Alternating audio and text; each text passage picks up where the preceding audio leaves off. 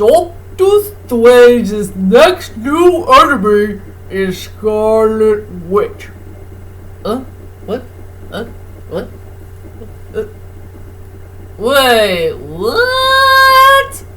Well, anyway, hi, ladies and dudes. This is Rebecca Lynn Barkley, aka Boopbop 1987. This is my review for today. Oh, hold on. I need to straighten up my hair a bit. Alright. Yes, ladies and dudes. I think you already know what my next movie review is, and I did see it yesterday in movie theaters, and I got my movie ticket to prove it. Yeah, I decided to keep it safe on a card protector thing. So yep, my next movie review is Doctor Strange 2, the Multiverse of Madness. And yeah, the weirdest part is I did see it on a Mother's Day. And I hope all my YouTube friends out there who have their wonderful mothers, I want to wish all of you a happy belated Mother's Day. That's for sure. I guess let's not waste any further. So let's head on to my next movie review of Doctor Strange 2 in the Multiverse of Madness. So, let's head on to the main plot of the story. Yes, Doctor Strange is back in action and he's heading on to the next adventure of his life, where he has to go to this young lady named America. I forgot her last name anyway. They are heading on to the multiverse. You know, a place where you can go wherever you want. And yeah, it was mentioned in those previous Spider-Man films, like Far From Home and No Way Home. The multiverse does exist. So they could go to whatever multiverse area that they wanted to. And sadly, Doctor Strange has to face his next new enemy that was a former member of the Avengers. The one called Scarlet Witch. And yes, ladies and dudes, it did take place after the events of WandaVision, the TV show, the one I never watched, because it's on Disney Plus. And the other is Spider-Man No Way Home. Sadly, they only mention him one time and one time only in this movie. Truly a big lip alligator moment. Sadly to say. And I guess everybody wants to know is, what the heck do I think about this movie? I will say I like it. It's a pretty good movie. But sadly, I got a few issues with it. That I will admit. It has just two main issues. That I will tell you in a moment. And yeah, Sam Raimi came back to direct this film. And also, Danny Elfman also returned to make another famous score. And yes, both of them did a pretty good job making this film happen. And let's hope and pray in the main future, if they'll ever work together again, if they can create Spider-Man 4. We don't know when it's going to happen. But let's cross our fingers for it, ladies and dudes. Let's cross our fingers. Anyway, let's head back to Doctor Strange 2. I will say, it had a pretty good storyline for the most part. I had mixed feelings with the characters, sadly to say. Some of them are likable, some of them are kind of decent for me, and the cameos were fine as it is. It has good special effects. It had a pretty good score. And a nice direction from Sam Raimi. And I do like the costume designs. They're pretty darn good. And I'm not comfortable with the main villain of the movie, sadly to say. Anyway, let's head on to my strongest points and the weakest points of Doctor Strange 2 in the Multiverse of Madness. Well, I'll tell you the truth is, ladies and dudes, about the strongest points of the movie, I had trouble with that. I'm not sure which strongest point I want to add in my movie review. Is it involve the direction? Sam Raimi's direction? Could it be the special effects? Could it be the score? Could it be the acting? I had trouble with it yesterday. But if I pick which one of the strongest points that will fit pretty well in my movie review, I will say the special effects. I freaking love the special effects in this movie. It's pretty well done, pretty well detailed. I was blown away for a couple scenes here and there that featured the special features. And yeah, I also fell in love with the magic in this film. That was pretty darn cool. I think that's it. That's all I could say for the strongest points for the movie is the special effects. And now let's go on to the weakest points of the movie. Sadly, I got two weakest points of the movie. There was one scene I don't feel comfortable with in the movie, and the other is I don't feel comfortable with Scarlet Witch becoming the main villain of the movie. Okay, I gotta make a vow, I gotta keep this edited, no matter what, for this scene in the movie. There was one scene I really don't like in the movie, and I don't feel comfortable with it, and I don't know why they have to add that scene in the movie that I really don't like. I wish they should cut that scene off. Just put it as a deleted scene or something. I think I would be a lot more comfortable if one of those deleted scenes, whichever they cut off, they should put it back in the film. I would like to see another Doctor Strange moment with his beloved Christine, or can we see a cameo with that really cool lady who played the Ancient One? Yeah, I think it would be better if one of those deleted scenes, whichever it will be, it should have been put back in the film. And not this deleted scene that something I really do not like. Something that's inappropriate for my taste and for a superhero film. So yeah, that's one of my major weak points of the movie is there's only one scene in the movie that I really don't like that I wish it should have been cut off from the movie. And the other is see Scarlet Witch as the main villain.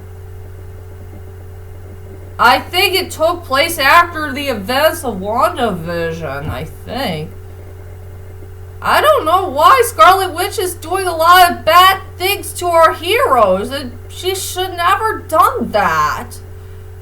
You know, betraying them and hurting them, and this is not what her kids would have wanted. Oh, I just want the good Scarlet Witch back. The Scarlet Witch that we remember back in the previous Marvel films. I like her better as a good character, and not her as a villain. Yep, I just felt uncomfortable with that part, sadly to say. So, yep, I only got two main weak points. Just two. That's all I could say about that. And now let's go on to the characters. Let's see. I'll just stay with two characters I cared about. Just two. One is Doctor Strange, played by Benedict Cumberbatch. And the other is Long, played by, Long, played by Benedict Long. This is one of the weirdest fun facts I have ever found in movie history. We got two actors are named Benedict, but their last names are different. I know, that's the weirdest fun fact I ever found in movie history for a Marvel saga. We got two actors who got the same names, but their last names are very darn different. Okay, the first character I want to talk about is Long, played by Benedict Long. Oh, I like Long. He's a really, really good, interesting character and a very good supporting character I do care about in this movie. He had a pretty good storyline for the most part. He has a great personality, great attitude. I really like his voice very much. And about this Sorcerer Supreme, does it mean he's the main master of the sorcery people now? Well, I have no idea what it means anyway. But yeah, he had a really good role in the movie, and I do appreciate the directors, the producers, the screenwriters, whoever these people are. They really gave this guy a really good role in this movie, and I do praise for that. I really like Benedict Long. He is a really good actor, and he did a really good job playing a character that was based by his last name. Weird thing to say. He's a pretty good dude overall. And then we got Benedict Cumberbatch playing our dear beloved Doctor Strange. Strike that, reverse it. He had still nailed his role even to this day. I just love this character so darn much. He had a good storyline. He had a good personality, great attitude. I really do like the character development and chemistry that he had with that young girl, since they had like a father-daughter relationship in the movie, and that was a pretty good sign for me. And I just feel so darn sorry for him in this movie. He never got a chance to be with the woman that he loves. Boy, I'm afraid he and Brian Mills had something in common. They had never got a chance to be with the women that they love for a very long time. If only they could find a way to rework things out of their relationship and, stick together as a whole and all that stuff. And I do like the character development and chemistry that Doctor Strange and Christine had, and I wish there was a little bit more to it. Maybe I would love the movie even more if they add a bit more of romance in the movie. Something that I will be happy about. And I guess everybody wants to know, if you don't want Scarlet Witch to be the main villain of the movie, then what main villain do you really want to see who should have been the main villain of the movie? I'd rather go with that Doctor Strange that we did see in the trailer. That dark side Doctor Strange. That would have been a lot more interesting. I think that character would have been a much better villain than Scarlet Witch. Maybe I wish Sam Raimi should have thought about that sooner before the movie was made. If you know what I mean. So anyway, I love Benedict Cumberbatch as Doctor Strange overall. And I hope and pray in the future we'll get a Doctor Strange 3 whenever it'll come. And now let's head on to my final thoughts of Doctor Strange 2 in the Multiverse of Madness. Overall, Doctor Strange 2 in the Multiverse of Madness, strike that, reverse it. Doctor Strange 2 in the Multiverse of Madness is a pretty darn good movie to watch. It had a good storyline for the most part. The characters were likable or decent. It has good special effects. It had a good score. Great direction from Sam Raimi.